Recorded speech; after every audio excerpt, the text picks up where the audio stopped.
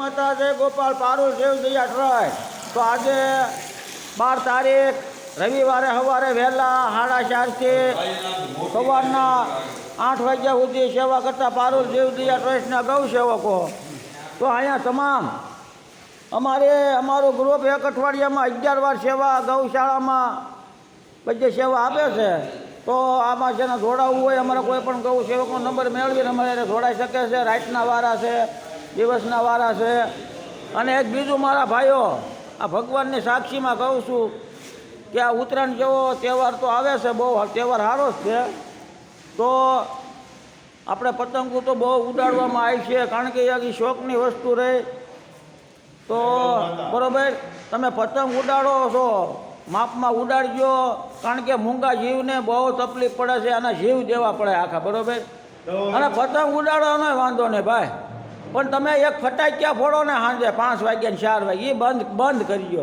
કારણ કે આપણે ફટાકીઓ ફોડવીને ભાઈ, તે ઓલા બિચારા કબૂતર જ્યાં પણ બેઠા હોય ને ઉડીને બિચારા એને બીક બહુ હોય. બરાબર, એટલે ભાગે એટલે ઉપર દોરી હોય, સીધી દોરીમાં આવીને બિચારાના ડોકા કપાઈ જાય, પાખું કપાઈ જાય, અને માળામાં એના ઘરમાં એના બચ્ચા વાટ જોતા હોય કે મારા મમ્મી ખાવાનું લેવા ગયા છે તો આગળ આવી છે. પણ એની મમ્મી યારે એવી દુર્ઘટના બને છે કે આપણી એક મોજની દોરી આપણે કાપ્યો કરી, પણ શું કપાય છે મારા વાલા, એ તો જોવો.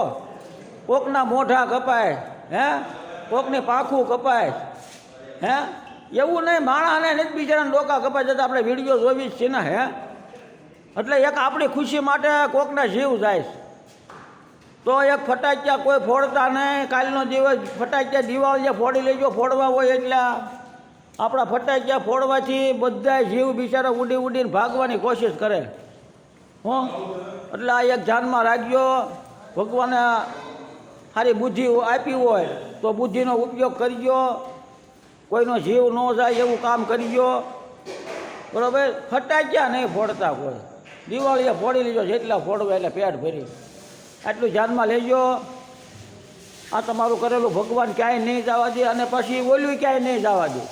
આપણે કોકનું ખરાબ કર્યું હોય છે ને તો એ ભગવાન ક્યાંય જવા નહીં દે.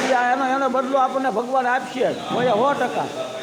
સારું મોડું બધું એ આપશે. એટલે આપણે કર્મો કરતાં પહેલાં વિચાર કરજો 100 વાર. અત્યારે આપણું શરીર સારું છે એટલે ગમે કરી નાખીએ છીએ, પણ આ શરીરને પડતા 1 સેકન્ડ થાય. જય ગૌ માતા, જય ગોપાલ.